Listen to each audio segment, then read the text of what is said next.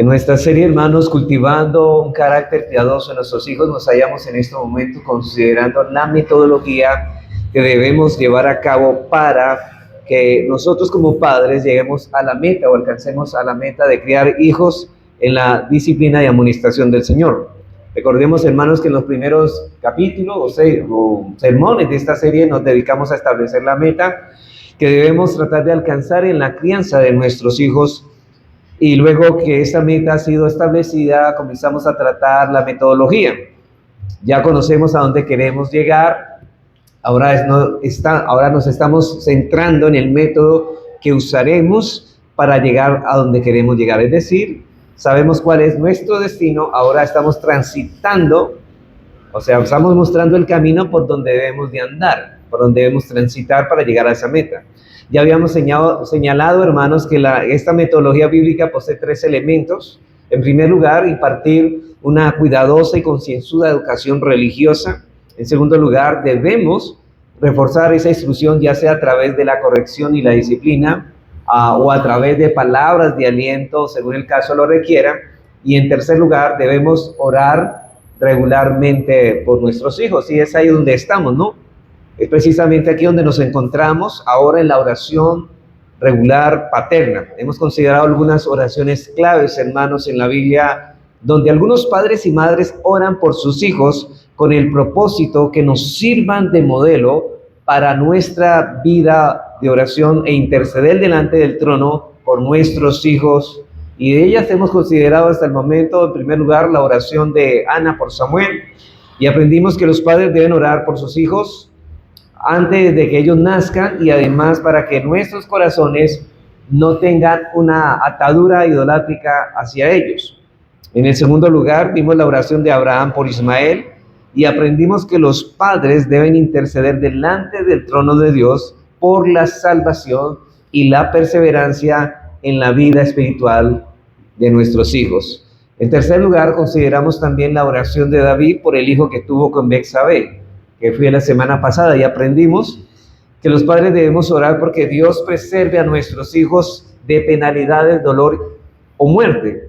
Y cuando estos se encuentran atravesando por algún periodo de aflicción o enfermedad o cualquier otro peligro.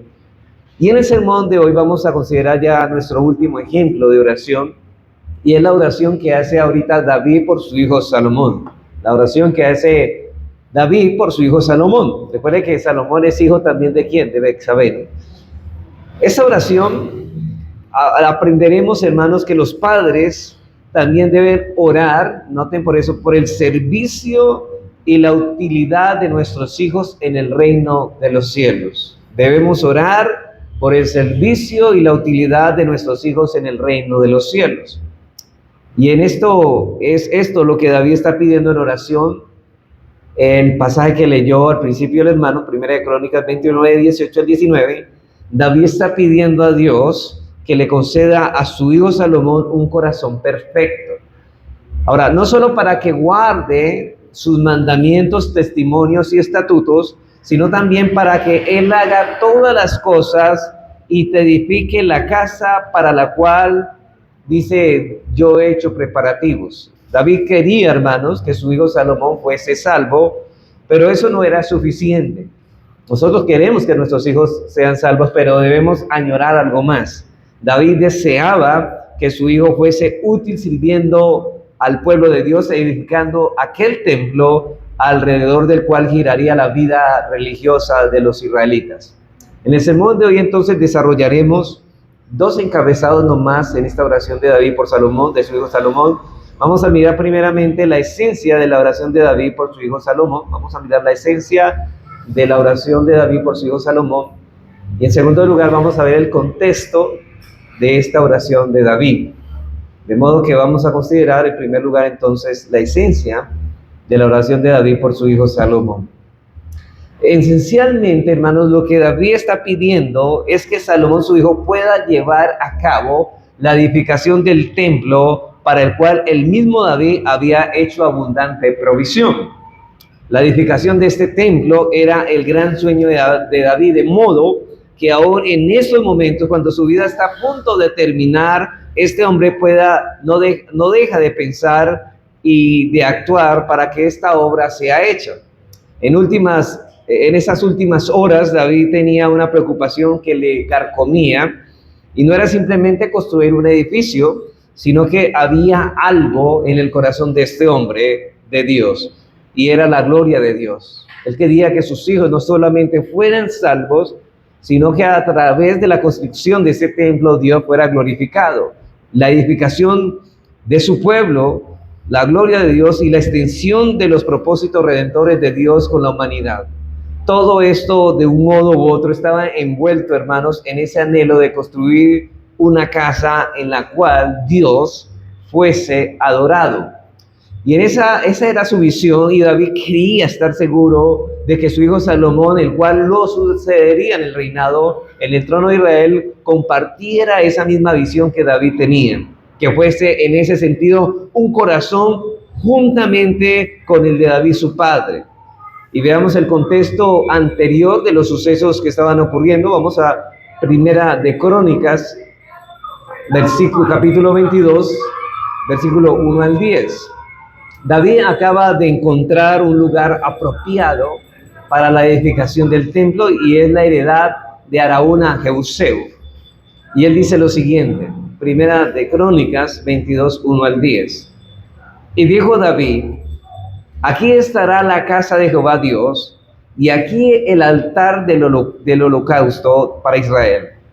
Después mandó David a que se reuniesen a los extranjeros que habían en la tierra de Israel, y señaló de entre ellos canteros que labrasen piedras para edificar la casa de Dios. Asimismo preparó David mucho hierro para la clavazón de las puertas y para las junturas, y mucho bronce sin peso y madera de cedro sin cuenta.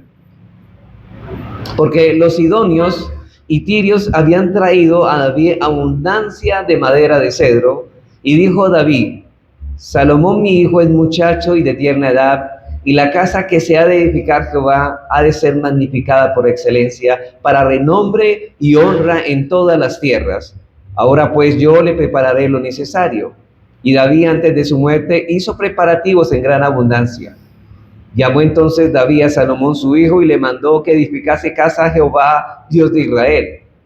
Y dijo David a Salomón: hijo mío, en mi corazón tuve edificar templo al nombre de Jehová mi Dios, mas vino a mí palabra de Jehová diciendo: tú has derramado mucha sangre y has hecho grandes guerras, no edificarás casa a mi nombre, porque has derramado mucha sangre en la tierra delante de mí. He aquí te nacerá un hijo, el cual será varón de paz, porque yo le daré paz de todos sus enemigos en derredor. Por tanto, su nombre será Salomón, y yo daré paz y reposo sobre Israel en sus días. Edificará casa a mi nombre, y él me será a mí por mi hijo, y yo le seré por padre. Y afirmaré el trono de su reino sobre Israel para siempre. Observemos, hermanos, aquí el asunto que preocupaba a David no era únicamente la construcción de esta edificación, como decíamos ahora, como si fuera lo más importante en sí mismo. Lo que preocupaba a David era su pasión porque Dios fuera glorificado, por la extensión del reino de Dios. Y como dice en el versículo 5, la casa que se ha de edificar a Jehová ha de ser magnífica por excelencia, para renombre y honra en todas las tierras. La preocupación de David era la gloria de Dios, y al pedir al Señor entonces que conceda a su hijo Salomón un corazón adecuado para hacer esa obra, David estaba diciendo a Dios, en otras palabras: Señor, permite que mi hijo complete esta obra, que mi hijo comparta conmigo la misma visión ferviente por tu gloria, por tu reino, por tu nombre. Que mi hijo comparta mis prioridades y que ponga todo el empeño en concluir esta obra que tanto he anhelado construir. Y eso es por lo que David está orando. Y esa debe ser nuestra oración por nuestros hijos. No solo debemos pedir por la salvación de nuestros hijos, sino también por su amor, y noten esto, por su amor, por la obra de Dios, por su gloria. Nuestros hijos deben amar la obra de Dios y la gloria de Dios, la obra de Dios y la gloria de Dios. Eso debe movernos a orar de modo por ellos, Desde luego que vamos a orar por la salvación de nuestros hijos. Debemos orar también por nuestros hijos que compartan nuestra misma visión, que compartan nuestro mismo celo, nuestras prioridades, y que ellos puedan transmitir a las próximas generaciones que vendrán la obra que nosotros hemos comenzado. Y debemos orar que nuestros hijos puedan estar comprometidos de corazón con la tarea de continuar edificando un templo para Jehová nuestro Dios, que es la iglesia. Ahora no tenemos templo hecho de manos, que el cual es una figura del verdadero templo, que ahora en el nuevo pacto es la iglesia de Dios. Y ellos deben desear que la iglesia del Señor crezca. Y ese es el templo que los cristianos deben dedicarse a cuidar y a edificar hasta que Cristo venga. Por eso es que el llamado a todos los cristianos es a poner nuestros talentos, nuestros dones, nuestro compromiso a la obra del Señor, por la gloria del Señor, porque es la casa de Dios. Hermanos, si amamos el reino de Dios y su gloria, esta debe ser nuestra preocupación, la misma que manifestó David en esta oración por su hijo Salomón. Debemos desear esforzarnos con todas las fuerzas de todo corazón y orar fervientemente a Dios que nuestros hijos tengan esa misma visión y ese mismo empeño por la expansión del reino de Cristo, y que estas cosas sean tan queridas para nosotros como las deben ser queridas para ellos también. Los niños, los jóvenes que deberían estar en este lugar, domingo tras domingo, deberían estar porque los padres comunican lo importante que es la obra del Señor para ellos y que debe ser para nuestros hijos también. Es triste, hermanos, ver cómo los padres soltamos a nuestros hijos fácilmente y no los comprometemos y vemos la importancia de las cosas de Dios. El pueblo de Dios, y al escuchar su palabra, ellos deben llegar a amar, hermanos. Los exponemos domingo a domingo con el fin de que ellos sean atrapados por el amor y la verdad de Dios, para que ellos tengan un corazón tierno cada vez que la palabra quebranta su dureza y sean enternecidos hacia todo aquello que Dios ordena en las Escrituras. Pero eso no va a ocurrir si nuestros hijos no estamos orando solamente para que esto ocurra, sino que estamos haciendo para que esto suceda. De modo que cuando nosotros ya no estemos aquí y ellos nos sucedan, puedan luchar con valentía, hermanos, por la defensa del Evangelio. Pero si nosotros no los exponemos a la palabra, ellos difícilmente seguirán caminando después de grandes en el camino del Señor. Probablemente ellos tendrán que enfrentar una apostasía religiosa aún mayor que la que nosotros estamos enfrentando en estos momentos. Una apostasía de tamaño colosal que quizás nosotros no nos hemos detenido a considerar y pensamos que no ha pasado nada cuando el peligro está al acecho. Hermanos, ¿cómo es posible que sigamos en una vida tan pasiva cuando muchas iglesias ya han sido atrapadas por la apostasía? Y nuestros hijos, hermanos, en medio de esta generación perversa, deberíamos exponerlos, orar y exponerlos a la palabra para que ellos tengan el celo por la obra de Dios. Y de ahí, hermanos, que necesitamos una reforma. Debemos orar que nuestros hijos amen la verdad con un amor tan profundo que estén dispuestos inclusive a pagar el precio que sea, con tal de detener el avance de ese cáncer espiritual que está minando a muchos hoy. Por eso alguien dijo: el deseo y la preocupación de nuestro corazón ha de ser que nuestros hijos crezcan compartiendo nuestra preocupación por una adoración que sea bíblica, por un liderazgo que sea bíblico, por una disciplina bíblica, por una edificación bíblica, por una benevolencia bíblica manifestada en la vida corporativa del pueblo de Dios. Que estas cosas que están en nuestro corazón, quiera Dios ponerlas en el corazón también de ellos. Pero la pregunta, ¿está en el corazón tuyo, Padre? ¿Está en tu corazón? Tú como padre tienes estas cosas preciadas en tu corazón. Porque difícilmente, si tú no las tienes y no manifiestas esos a tus hijos, difícilmente tus hijos apreciarán lo que tú no aprecias. Hermanos, ¿son esas las cosas las que nosotros amamos? Y deberíamos no solo ver las almas de nuestros hijos por el poder de Dios transformados, sino también ver iglesias de Cristo alejándose cada vez más y más de una adoración pragmática y humanista. Hoy la adoración está al flor de piel solamente con lo que funciona.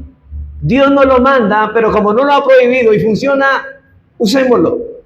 Pero así violan el principio regulador de la adoración y estas personas no se basan en lo que Dios dice, sino en las presunciones de su malvado corazón. Hay una adoración centrada más en el hombre que Cristo, hermanos. Ya no es Cristo y Dios el centro de nuestra adoración, sino el hombre. Charlas motivacionales y canciones donde el hombre es el centro. Pero no hay una predicación hoy que le dé el justo lugar al Señor. Y la pregunta, hermanos, ¿es eso, hermanos, lo que llamamos volver al Cristo, a la predicación cristocéntrica, a la adoración bíblica? Entonces es eso lo que nosotros debemos desear ver impregnado también en la mente, el alma y el corazón de nuestros hijos. Es decir, ver a la iglesia de Cristo experimentando un verdadero avivamiento y una profunda reforma. Necesitamos regresar a las sendas antiguas. Necesitamos regresar a lo que la iglesia siempre ha sido, una iglesia bíblica fomentada y fundada en la roca que es Cristo. Y ya que nosotros estamos hablando mucho de reforma, estos tiempos que celebramos, inclusive hay muchas congregaciones que hablan de celebrar los 500 años de la Reforma y ni siquiera son reformados. Pero ¿qué es la Reforma, hermanos? La Reforma es el proceso que la Iglesia de Cristo ha tenido que sufrir a lo largo de la historia para regresar una y otra vez al Nuevo Testamento, que de una u otra forma se ha alejado de él. Porque nos hemos alejado, hermanos, como Júpiter del Sol. En la época de Martín Lutero, que se conoce la historia como la Reforma, el problema era la oscuridad que la Iglesia Católica Romana había sumido a la mal llamada cristiandad de entonces. La Reforma se centró en ese tiempo en la doctrina por la justificación por la fe sola, en contraposición por la predicación del catolicismo por una salvación de fe más obras. O sea, lo que Martín Lutero en la Reforma quería volver al Nuevo Testamento es que la iglesia enseñara la salvación o la justificación solo por la fe, solo por la gracia, y lo que decidió reformar era la doctrina de la salvación, es lo que los teólogos llaman la soteriología. Pero luego no paró ahí la reforma, ahí inició la reforma. Porque la reforma pasó en la época de los puritanos. La reforma consistió en la época de los puritanos en devolver a la iglesia una adoración bíblica pura en contraposición a las innovaciones que el anglicanismo insistía en imponer por la fuerza, aliada como estaba en ese entonces por el poder imperial. Y esos hombres, hermanos, tuvieron que pagar un precio muy alto para mantener dos principios. ¿Cuáles esos dos principios? Por un lado, la libertad de conciencia. Nuestra conciencia solo está atada a la palabra de Dios y no a las tradiciones de los hombres. Sea Dios veraz y todo hombre mentiroso. Pero por otro lado estaba el principio regulativo de la adoración. La iglesia de Cristo solo debe hacer aquello que Cristo solo ha mandado explícitamente en su palabra. Y en aquel momento los puritanos tuvieron que luchar con los anglicanos por ese tema. Nosotros tendremos también que luchar con mucha gente, ya que muy pocas iglesias tienen en alto el principio regulativo de la adoración, aún aquellas que se llaman reformadas. El principio, hermanos, que regula en muchas iglesias es el principio normativo y no regulativo, que dice que es permitido, aparte de lo que Dios ha mandado, lo que Dios no ha prohibido. Es decir, Dios ha mandado esto, pero añadimos más bien a nuestra adoración lo que Dios no ha prohibido. Por ejemplo, vamos a añadir las danzas. Dios no las ha mandado, pero tampoco las ha prohibido. Eso es lo que hoy se regula en muchas iglesias. Si funciona, dicen ellos, y Dios no lo ha prohibido, entonces es permitido. Pero esto no es más que pragmatismo. Utilizan cosas porque funcionan, pero Dios no las ha mandado. El asunto no es si funciona, sino más bien, ¿es bíblico? ¿Es bíblico? Hoy hay una materia que supuestamente dan en las universidades de teología, entre comillas, una teología, y es iglesiamiento. Y esta materia enseña que lo que debemos utilizar es lo que funciona, así no Dios no lo haya mandado. Y de hecho, hermanos, esas cosas hacen que muchas personas se aglomeren en un lugar, pero escuchando lo que quieren escuchar. Y alimentando el pecado y la carne, y eso es lo que el hombre busca, no mortificar el pecado. Recuerde que la santidad es mortificar el pecado, no alimentarlo. Es conformarnos a Cristo, no al mundo, pero esas iglesias se están conformando ¿a qué? Al mundo y no a Cristo. Y hermanos, el ejemplo más claro de lo que podríamos ver de esta desobediencia es el caso de Nadab y Abiú, los hijos de Aarón, que quemaron fuego extraño que Dios nunca les mandó, pero tampoco se los prohibió. Y Él los mató con fuego del cielo. Los mató. No se nos dan más detalles sobre el fuego extraño que ofrecieron Nadab y Abiú, pero lo único que necesitamos saber es que en vez de ofrecer el tipo de fuego que el Señor había estipulado en su ley, Nadab y Abiú ofrecieron otro tipo de fuego, el que ellos mismos quisieron presentar y no el que Dios mandaba. Y fueron incinerados por Dios. En la época de Spurgeon, al final del siglo antepasado, la lucha se centró en detener el avance del modernismo y la apatía que vendría tras él. Recuerden, hermanos, que en el tiempo de Spurgeon, en el siglo XIX, las personas pensaban que el siglo XX era el siglo de la iluminación, donde iba a venir la prosperidad al mundo. Eso, todo el mundo hablaba del siglo XX como la época de la luz, de la prosperidad, donde todo va a ser fértil. Y Spurgeon en su tiempo percibió que las cosas no iban por buen camino y querer seguir así en el siglo XX sería testigo de una decadencia espiritual sin precedentes en la iglesia de Cristo. Spurgeon veía que si la iglesia continuaba permitiendo el avance del modernismo y el arminianismo, se descarrilaría como un tren va cuesta abajo sin control. Es uno de esos momentos más fuertes, hermanos, de la controversia. Y en ese contexto fue que Spurgeon predicó un sermón titulado Sosteniendo firmemente la fe. Spurgeon decía lo siguiente, porque estas personas se habían apartado de las doctrinas históricas por abrazar las novedades.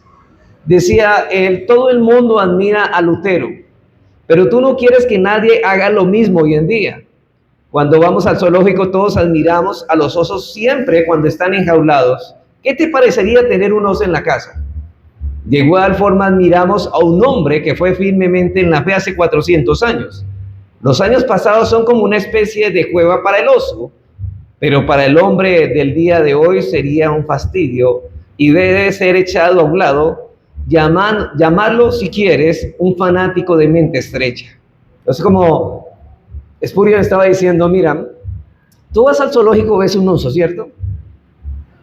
Te gusta contemplar el oso, pero que esté encerrado en la jaula. Ni siquiera piensas llevártelo a la casa. No, que se mantenga en la jaula. Admiras el oso, pero enjaulado. Pues de la misma manera, muchos admiran la reforma, pero no quieren vivir la reforma. Hablan de Lutero y admiran a Lutero, pero en el pasado, no que venga acá porque nos incomoda. O sea que admiramos a Lutero, sí, pero no esa doctrina que enseñaba Lutero. Y sigue diciendo él, pero para el hombre del día de hoy sería un fastidio y debe ser echado a un lado. Llámalo si quieres un fanático de mente estrecha o ponle un nombre peor si puedes pensar en alguno. Sin embargo, imagínate que en aquellas épocas pasadas Lutero, Zwinglio, Calvino y los demás hubiesen dicho, el mundo está fuera de orden, pero si tratamos de arreglarlo solo traeríamos un problema mayor y caeríamos en desgracia. Vayamos a nuestras recámaras, pongámonos el gorro de dormir y durmamos ahora en los peores tiempos. Tal vez cuando despertemos todo se había tornado en algo mejor, porque ese era el pensamiento de estas personas. Todas las cosas van a cambiar para mejor. Y ese sería el pensamiento. Entonces, Zwinglio, Calvino, Lutero se hubieran quedado quietos y se acostarían en sus camas con su pijama y todo seguiría igual, todas las cosas van a cambiar. Pero esa no es la actitud que debemos tener, hermanos, frente a esta generación que estamos viviendo. Pero ¿a usted no le parece que esto es lo que estamos viviendo hoy? Estamos muy dormidos en cuanto a la reforma, hermanos. Los hermanos son muy pasivos. Hermanos, una de las cosas de protestar en contra de las personas es hacer lo que Dios manda. Y sigue diciendo él, tal conducta de parte de ellos nos hubiesen dado una herencia o un legado de error de generación tras generación. Hubiesen bajado a las profundidades infernales y a los pestilentes pantanos del error. Nos hubiesen tragado a todos. Pero estos amaron la fe y el nombre de Jesús lo suficiente como para no permitir que fuesen pisoteados. Noten lo que le debemos a esos hombres y paguemos entonces a nuestros hijos la deuda que tenemos con nuestros padres. No pierdan de vista, señores, que existen generaciones por venir. Si el Señor no aparece, súbitamente vendrá otra generación y otra, y todas estas generaciones estarán manchadas y heridas. Si no somos fieles a Dios y a su verdad hoy, hermanos, hemos arribado a una intersección en el camino, y si doblamos a la derecha, puede suceder que nuestros hijos y sus hijos vayan por esta vía. Pero si doblamos a la izquierda, las generaciones que aún no han nacido maldecirán nuestros nombres por haber sido infieles a Dios y a su palabra. Hermanos, lo que estamos cosechando en esta generación es el olvido de las cosas de Dios, que las hemos echado a un lado. Hoy hablamos de religión, hablamos de reforma, pero no queremos vivir reforma. Como muchas personas admiran iglesias bíblicas, pero no quieren vivir de manera bíblica. Hermanos, como podemos ver, Spurgeon, aparte de ser un buen predicador, tenía mucho discernimiento espiritual de lo que está sucediendo en nuestro tiempo. Spurgeon pudo prever los finales del siglo XIX, las cosas que nuestros hijos están viendo hoy. La iglesia del siglo XXI, hermanos, ha cosechado con creces lo que aquellos evangélicos no quisieron hacer, porque hicieron voz solitaria, o sea, de Spurgeon, y no escucharon esa voz solitaria, sino que sembraron cosas malas, y el hombre, hermanos, si nosotros sembramos corrupción, segaremos corrupción. ¿Qué haremos ahora? ¿Quedarnos de los brazos cruzados, durmiendo en los peores tiempos, esperando a ver si tal vez despertar las cosas estarán mejor, si nos quedamos quietos y pasivos? No hay ese ánimo. No, hermanos, tenemos que continuar luchando para ver con nuestros ojos un real avivamiento en la iglesia y una reforma profunda. Pero ¿cómo vamos a ver una reforma si muchos quieren en su compromiso de congregarse encontrar una excusa para ausentarse de los caminos del Señor y de la exposición de la palabra? ¿Cuántos en su corazón albergan esa idea? Hubiera una excusa para no ir a la iglesia. Hermanos, ese es el panorama que estamos viendo en este tiempo. Una iglesia reformada no es otra cosa que una congregación de hombres y mujeres comprometidos con la verdad bíblica. No simplemente que conocen esa verdad, sino comprometidos con ella. Una congregación, una generación de hombres y mujeres comprometidos con una adoración bíblica, comprometidos con una predicación bíblica, comprometidos en hacer todas las cosas tal como Dios ha dicho en su palabra y que debemos hacerla, y que nos va a costar, hermanos, sí, pero lo vamos a hacer aún. Podremos que nuestros familiares se distancien de nosotros, pero aún tenemos que pagar ese precio. Muchos hoy prefieren agradar a los hombres que a Dios. Estamos en ese tiempo. No estamos viviendo un tiempo de cristianismo de calidad. Como dijo Pablo en Timoteo, referente a la iglesia, en 1 Timoteo 3:15, ustedes lo conocen. Le dice Pablo a Timoteo, para que citarlo, sepas cómo conducirte en la casa de Dios, que es la iglesia del Dios viviente, columna y baluarte de la verdad. Pablo le está diciendo a Timoteo, mira Timoteo, la iglesia no es tu casa. La iglesia no es la casa de los hermanos para que tú hagas lo que ellos quieren escuchar o lo que ellos quieren ver y hacer. No, no es para entretener aquí a los pecadores, no, es la casa de Dios, y en la casa de Dios se hace lo que Dios dice que debemos de hacer. Y por lo tanto, solo se puede hacer todo aquello que Él ha mandado. Ahora, ¿qué es una iglesia reformada? Una iglesia reformada es una iglesia que está mirando aquellas cosas que se han apartado de ese patrón y que quieren volver a reformarse y que quieren regresar a las sendas antiguas, a ese patrón bíblico. Aquí no estamos hablando de pertenecer a alguna denominación, sino de reforma, hermanos. Hermanos, debemos desear con todas nuestras fuerzas, de todo nuestro corazón, que podamos ver cada día más iglesias comprometidas con las Escrituras y orar porque nuestros hijos compartan esa misma visión. Debemos orar, hermanos, que esas cosas sean preciosas para nuestros hijos como lo son para nosotros, si es que lo son. Porque así oró David por su hijo Salomón, y así debemos nosotros orar por nuestros hijos. Hermanos, nótense que aquí David no se limitó a decir, Señor, que mi hijo Salomón construya el templo. No, él oró de otro modo, Señor, da a mi hijo Salomón un corazón ¿qué? Perfecto. Un corazón perfecto. David ora a Dios para que le dé a su hijo un corazón perfecto. David sabía que eso era un problema del corazón. ¿Cuál era el problema? De que las personas se han alejado de la verdadera adoración, se han alejado de lo que Dios manda y de ser celosos por las cosas de Dios, que no tienen un corazón perfecto. Si vamos a orar inteligentemente por nuestros hijos, tenemos que tomar en cuenta, hermanos, que nuestros hijos no tendrán la misma visión que nosotros, ni nuestras mismas preocupaciones por el avance del reino de Dios, si no poseen un corazón perfecto.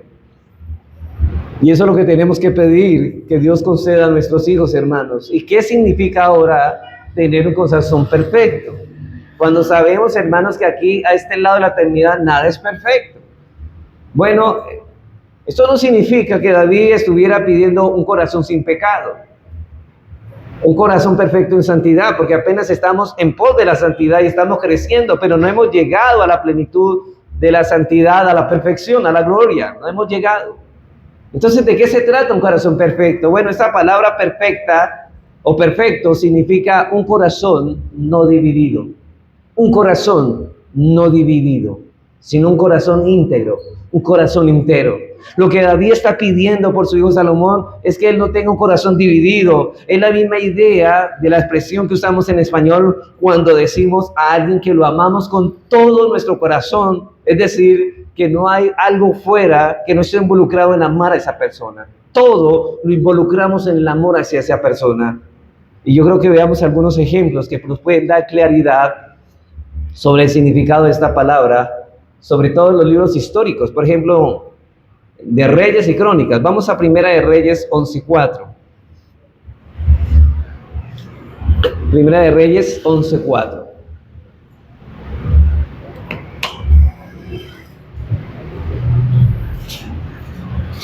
Ustedes recuerdan, hermanos, que hubo un periodo de la historia de Salomón que tristemente este hombre perdió de vista la visión de David, por la que David había orado, y gracias al Señor que él se recobró de esa apostasía. Pero es triste, hermanos, cuando uno lee el registro bíblico de este hombre en su vejez, ¿cierto? Que tuvo tantas mujeres que lo apartaron de las cosas de Dios, a pesar de que David oraba por su hijo para que tuviera un corazón perfecto. Y dice así: y cuando Salomón era ya viejo, sus mujeres inclinaron su corazón tras dioses ajenos, y su corazón no era perfecto con Jehová su Dios, como el corazón de su padre David. ¿Sabe qué? El corazón de Salomón, hermanos, no era perfecto porque estaba dividido. Salomón estaba dividido en los afectos entre el Dios único y verdadero y los dioses de sus esposas. Ese es el problema. Muchas veces que amamos el mundo y estamos acá y amamos las dos cosas, pero hermanos, las dos cosas no pueden coexistir juntas. o es una y la otra. No podemos servir a dos señores. En Primera de Reyes 15, del 1 al 3, nos señala lo mismo. Primera de Reyes 15, 1 al 3, dice: en el año 18 del rey Jeroboam, hijo de Nabat, Abían comenzó a reinar sobre Judá, y reinó 3 años en Jerusalén. El nombre de su madre fue Maaca, hija de Abisalón, y anduvo en todos los pecados que su padre había cometido antes de él, y no fue su corazón perfecto con Jehová su Dios, como el corazón de David su padre. Este hombre cometió el mismo pecado que Salomón, dividió sus afectos entre el Dios de Israel y los dioses paganos. Primera de Reyes 15, 11 al 14. Primera de Reyes 15, 11 al 14. Dice así: Asa hizo lo recto ante los ojos de Jehová, como David su padre, porque quitó del país a los sodomitas y quitó a todos los ídolos que sus padres habían hecho. También privó a su madre Maaca de ser reina madre, porque había hecho un ídolo de acera. Además deshizo Asa el ídolo de su madre y lo quemó junto al torrente de Cedrón. Sin embargo, los lugares altos no se quitaron. Con todo, el corazón de Asa fue perfecto para que Jehová toda su vida. Hermanos, un corazón perfecto es un corazón no dividido. Es un corazón que adora únicamente a Dios, que su objeto de su amor, de su servicio, de su honra primariamente está para Dios. Por encima de ese servicio, de esa honra, no hay nadie por encima, no está dividido. Ese hombre no divide su devoción como lo hacen los idólatras. Ese corazón perfecto se manifiesta ahora básicamente en 3 cosas, o en 3 formas, o de 3 maneras.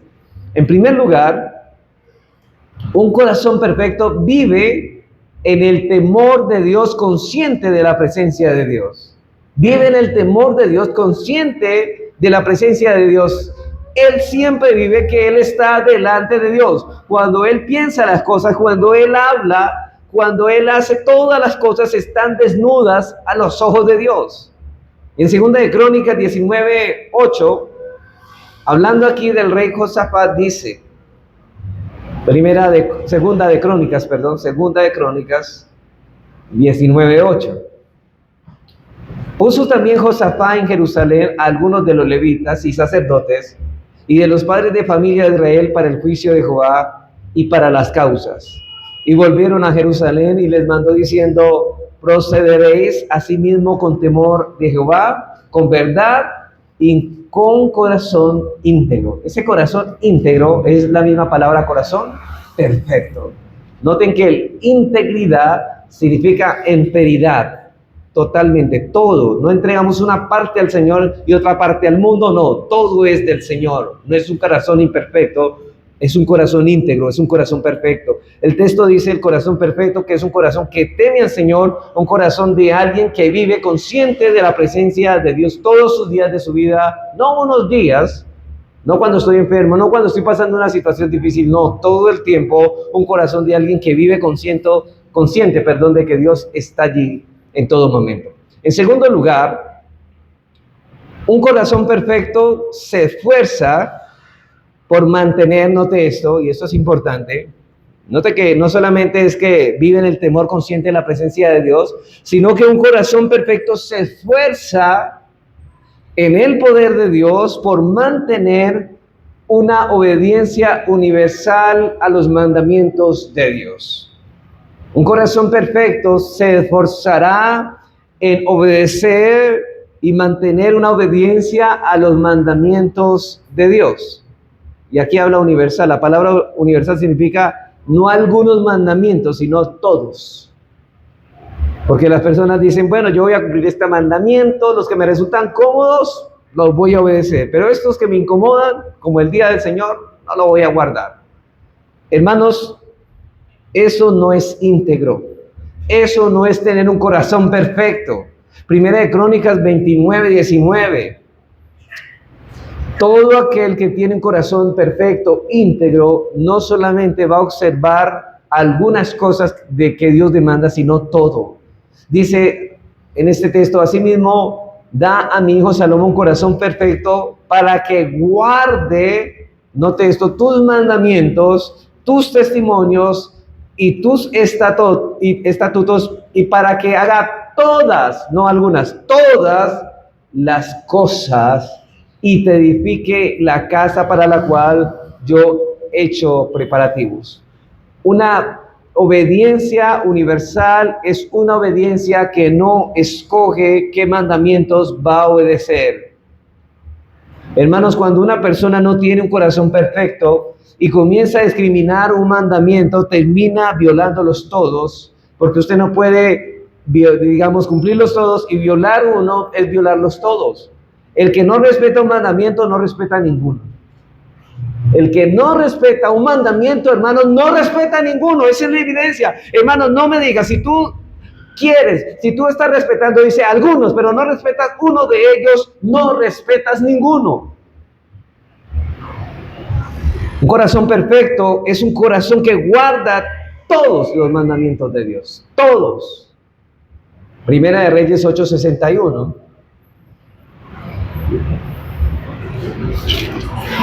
Primera de Reyes 8:61.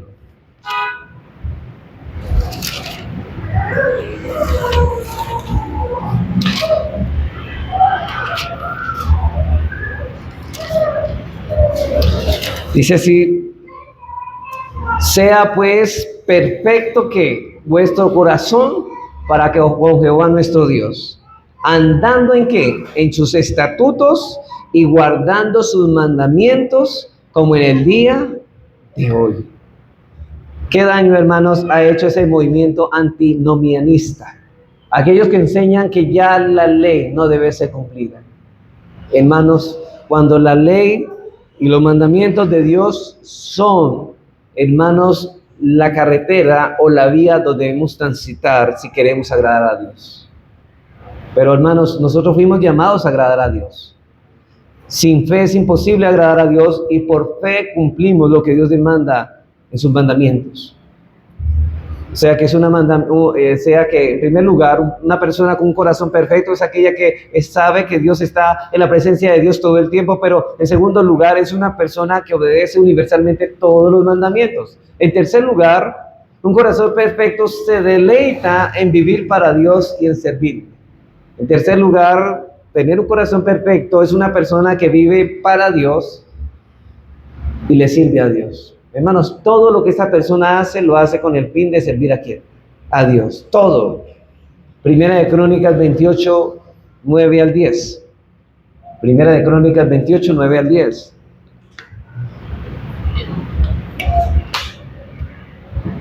Y tú, Salomón, hijo mío, reconoce al Dios de tu padre y sírvele con corazón perfecto y con ánimo voluntario. Este ánimo voluntario es con deleite del alma.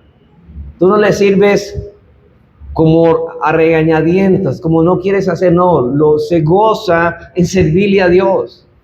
En Primera de Crónicas 29:9, más adelante, hermanos, Primera de Crónicas 29:9, dice: y se alegró el pueblo por haber contribuido voluntariamente, porque de todo corazón ofrecieron a Jehová voluntariamente. Lo hicieron con gozo, sirvieron al Señor con deleite. El pueblo estaba gozoso, hermanos, por haber podido ofrendar para la construcción del templo. El pueblo estaba contento. Y, hermanos, ¿cuántos de nosotros no transmitimos a nuestros hijos un corazón que sirve al Señor?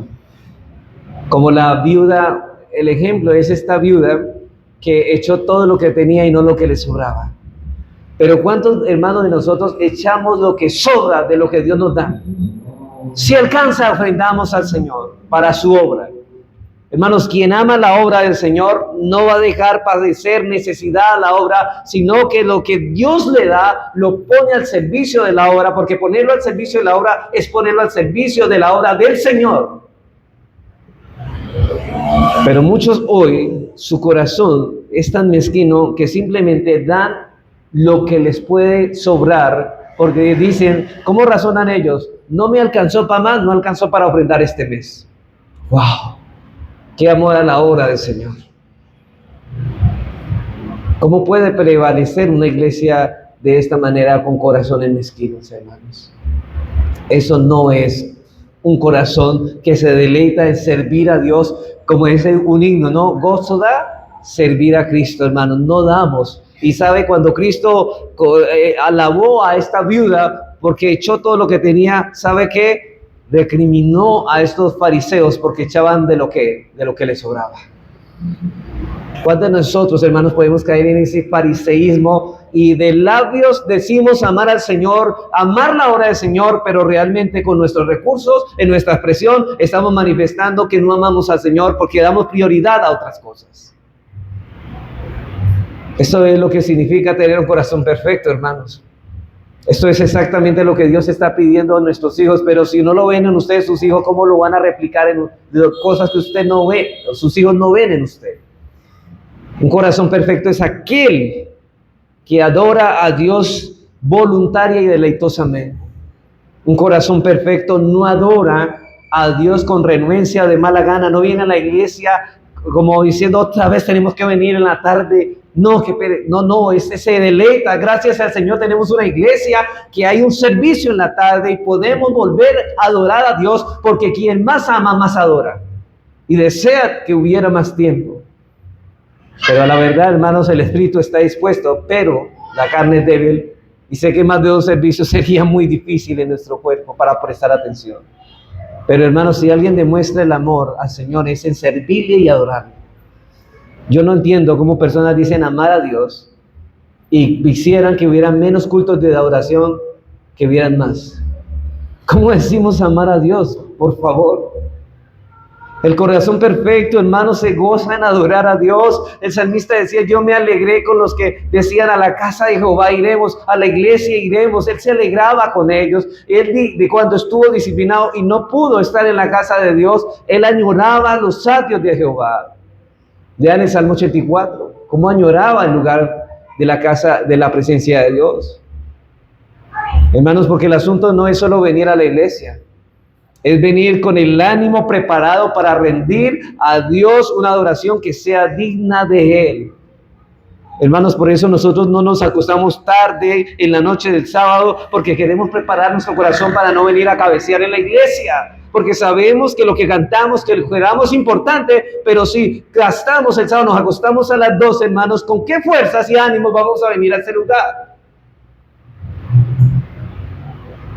Y lo que estamos diciendo aquí, hermanos, es que realmente si tú amas al Señor, ¿por qué no lo demuestras? Porque estás demostrando lo contrario. Tu ausencia en cada culto, sin una excusa justificable, sin que te haya impedido por fuerza mayor venir, es una muestra de que tú no amas a Dios. Yo sé, hermanos, como decía Pablo, quizá esto haga que yo me convierta en su enemigo, porque Pablo dijo, quizá me he hecho vuestro enemigo por deciros la verdad. Pero prefiero, hermanos, hacerme enemigo de ustedes por decir la verdad que hacerme amigos y hablarles mentiras. Y lo que estamos diciendo aquí, hermanos, es que debemos orar, que Dios nos conceda ese corazón, hermanos, pero la pregunta es, si oras por esto, ¿qué estás haciendo tú? ¿Qué estás modelando tú para que ellos sigan tus pisadas también? Para que ellos no dividan sus afectos entre el Dios que se revela en las Escrituras y los dioses de las naciones. Hermanos, tal vez nosotros no tenemos esos ídolos que tenían en el Antiguo Testamento, a estos dios Tamuz, ni a la reina del cielo, tal vez no a esto, ni a los Baales, pero hoy tenemos al Dios entretenimiento, al Dios diversión, al Dios placer, al Dios fama y preparación académica. Y muchas veces, hermanos, el día del Señor es echado a un lado por prepararnos para otras cosas. ¿Qué le estamos transmitiendo a nuestros hijos? Que es más importante lo del mundo que lo que es la adoración a Dios. Pero son esos mismos padres que en un mañana se quejarán, ¿por qué mis hijos no están siguiendo los pasos o el camino del Señor? Porque los padres le enseñaron y le dieron prioridad a las cosas que este mundo ofrece en lugar a las cosas de Dios. Pusieron ídolos en su corazón. Hermanos, y si esos ídolos se encuentran en un lugar en el corazón de nuestros hijos, ya no podrán dar a Dios la adoración que Dios merece. Vendrán a la iglesia, sí, Pero ¿sabe cómo vendrán? Indispuestos. Porque no les resulta divertido estar aquí 2 veces en un solo día cantando himnos y además, hermano, 2 veces y cantando himnos y escuchando la exposición de la palabra, en vez de yo estar viendo una película en la casa, saliendo con mi familia, y ellos le van a reclamar a los padres, ¿por qué no estamos haciendo como las demás familias hacen? Y un padre debe responder sabiamente, porque nosotros no somos iguales a ellos. Yo y mi casa serviremos al Señor. Pero hay veces, hermanos, damos y cedemos a las pretensiones de aquellas personas impías o familia impía y terminamos agradándolos a ellos antes que a Dios. Hermanos, a estas personas, quizás a estos niños no les resulta divertido estar aquí 2 veces en un solo día cantando himnos y escuchando una exposición de la palabra de Dios, que para colmo dura 1 hora y muchas veces ni entienden los niños de qué está tratando, hermanos, pero ellos van a entender, tranquilo, si usted persevera en eso. Y a veces más, hermanos. Ahora, esto no tiene nada de divertido, pero hermanos, aquí no nos puso Dios para entretener a la gente. Dios llamó a los pastores y a los predicadores a confrontar el corazón de cada uno de ustedes, y es precisamente, hermanos, al Dios de entretenimiento al que se le rinde culto hoy en día. Porque las iglesias, hoy muchas congregaciones, ¿cuál es el centro? No es Cristo, es el entretenimiento. Y hay muchos padres que tristemente no cuidan para que el Dios de entretenimiento no arrope a sus hijos y los dejan indiscriminadamente cuanta cosa les pase por el lado que pueda tener entretenimiento. ¿Cuántos hijos, hermanos, cuántos padres entregan a sus hijos a un celular horas y horas y no le controlan eso? Hermanos, ellos están haciendo de eso un Dios. Si nuestros hijos no poseen un corazón perfecto, un corazón no dividido, no tendrán la misma visión que nosotros tendremos, no tendrán el mismo celo, ni el mismo amor por la gloria de Dios, ni por la expansión del reino. Hermanos, de hecho, una persona que tiene amor por el celo del Señor y por la expansión del reino, sabe que cada miércoles está aquí orando. Él sabe que eso no sucederá a menos que oremos. Hermanos, el reino de Dios no se extiende solo. Dios ha prometido extender su reino a través de instrumentos humanos como tú y yo, pero esos instrumentos Dios también determinó que ellos van a orar para que eso suceda.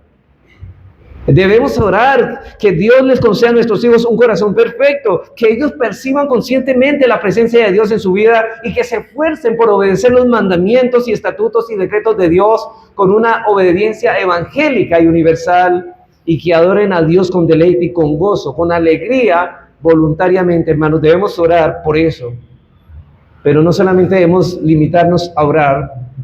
No podemos olvidar, hermanos, que Dios obrará en nuestros hijos a través de ciertos medios, y uno de estos medios es la labor incansable, hermanos, conscientes de los padres. Nosotros estamos llamados a enseñar esas cosas a nuestros hijos y a repetirlas diariamente hasta que encuentren cabida en su mente y su corazón.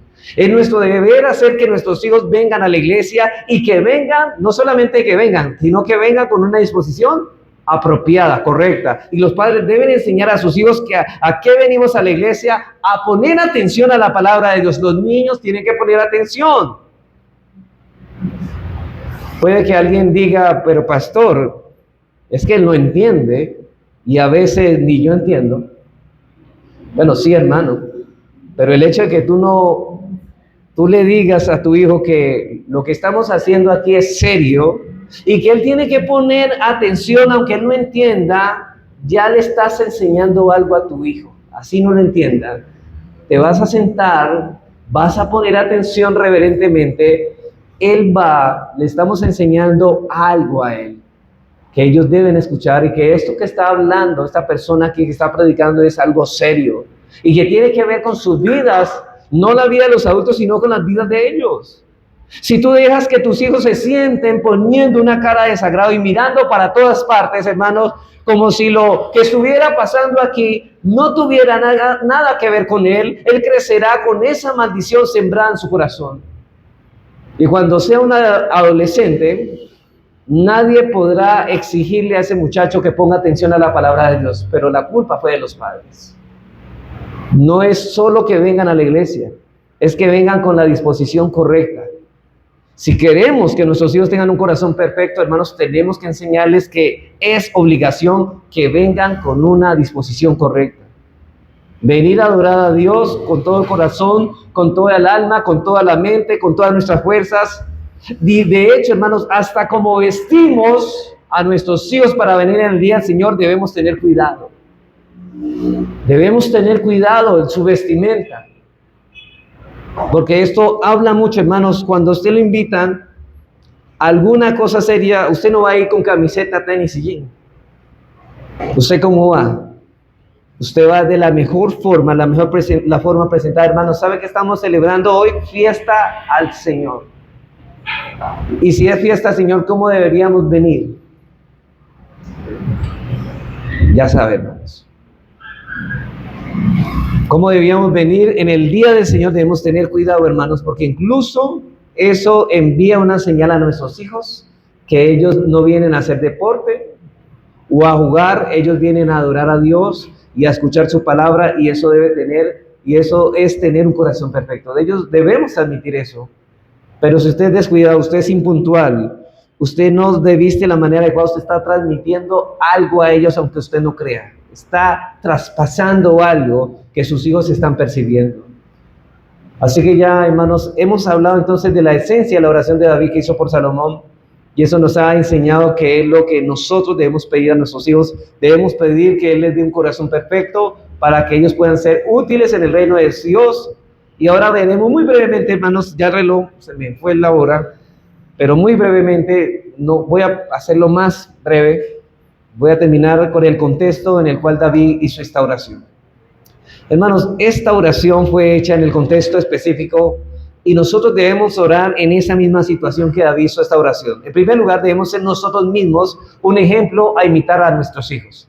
En primer lugar, hermanos, para que es el contexto, es que nosotros debemos ser un ejemplo a imitar a nuestros hijos. Hermanos, ¿cómo podemos orar de que Dios dé a nuestros hijos un corazón dividido? O no de un corazón dividido, hermanos, sino si nuestro corazón, hermanos, está dividido. Las Escrituras dicen acerca de David que este hombre sirvió a Dios todos los días de su vida con un corazón perfecto y un corazón no dividido. Ahora él está pidiendo por algo que él está modelando. David no servía a Dios con un corazón indispuesto. David podía decir con sinceridad de corazón, como dice en el Salmo 18, 1 al 2, dice: te amo, Jehová, fortaleza mía, Jehová, roca mía y castillo mío y mi libertador. Y en el Salmo 63, 1, dice: Dios mío, eres tú, de madrugada te buscaré, mi alma tiene sed de ti, mi carne te anhela, en tierra seca y árida, donde no hay aguas. Y el Salmo 84, 1, de hecho el último himno que cantamos tenía que ver con el Salmo 84. Dice: cuán amables son tus moradas, oh Jehová de los ejércitos. Anhela mi alma y aún ardientemente desea los atrios de Jehová, mi corazón y mi carne. ¿Qué hacen? Cantan al Dios vivo. Cuando David le pedía a Dios que le concediera a su hijo un corazón perfecto, no estaba orando hipócritamente por una cosa que tenía menor importancia para él. Hermanos, debemos orar que Dios conceda a nuestros hijos un corazón perfecto, un corazón no dividido, pero es necesario que nosotros pongamos delante de ellos un ejemplo a copiar en ese sentido. Ellos deben percibir que nosotros tememos a Dios, que nosotros vivimos en su presencia, no solo los domingos únicamente, no solo en presencia de los hermanos, sino todos los días, hermanos, que nosotros delante de los hermanos y en la casa somos los mismos. Ahora la pregunta, hermanos, ¿ese es el ejemplo que tú estás dando a tus hijos? ¿Tú eres el mismo aquí como eres en tu casa? ¿Pueden ver que es tu deleite venir a orar y adorar? Ellos ven eso en ti. ¿Perciben ellos que por nada del mundo te ausentas de la iglesia en el día del Señor, a no ser por un motivo de fuerza mayor? ¿Eso, tus hijos perciben esto? ¿Ese es el ejemplo que le estás dando a tus hijos? Y si no es así, tu oración es una oración hipócrita, y lo que es peor, tus hijos están percibiendo esa hipocresía. La Biblia dice en Proverbios 28:9, que el que se niega a oír la ley de Dios, su oración también es abominable. En segundo lugar, hermanos, debemos explicar que nuestra visión a nuestros hijos. Debemos explicar nuestra visión a nuestros hijos. Recuerden que lo que David quería era que su hijo Salomón compartiera su visión, su mismo celo por la gloria de Dios, por la gloria de su nombre, por la extensión del reino. Y esto era lo que David estaba pidiendo por su hijo. ¿Qué hizo David? Primera de Crónicas 28, 11 al 12. Primera de Crónicas 28, 11 al 12. Dice, y David dio a Salomón su hijo el plano del pórtico del templo y sus casas, sus tesorerías, sus aposentos, sus cámaras y la casa del propiciatorio. Asimismo, el plano de todas las cosas que tenía en mente para los atrios de la casa de Jehová, para todas las cámaras alrededor, para las tesorerías de la casa de Dios y para las tesorerías de las casas santificadas. Versículo 19. Todas estas cosas, dijo David, me fueron trazadas por la mano de Jehová, que me hizo entender todas las obras del diseño. Hermanos, David dijo a su hijo que todas las cosas deben hacerse así. ¿Sabe por qué? Porque Dios lo ha trazado así. David no simplemente se limitó a explicarle cuál era el plano. David le dio una perspectiva espiritual a su hijo y él estaba explicando a su hijo que era su visión. ¿Y por qué? Porque esa era la visión de Dios. Hermanos, debemos transmitir a nuestros hijos estas cosas. Ellos deben entender por qué aquí hacemos lo que hacemos, hermanos. ¿Cómo las hacemos? Ahora, hermanos, nadie puede explicar algo que no conoce. Si nosotros mismos somos ignorantes al respecto a estas cosas, no podemos transmitirlas a nuestros hijos y ellos no la transmitirán a los suyos a la vez. Y en la vuelta, hermanos, de unos años tendremos aquí, en esta iglesia local, si el Señor no ha venido antes, un grupo de mujeres y hombres que ahora son nuestros hijos haciendo las cosas por tradición sin saber por qué las están haciendo.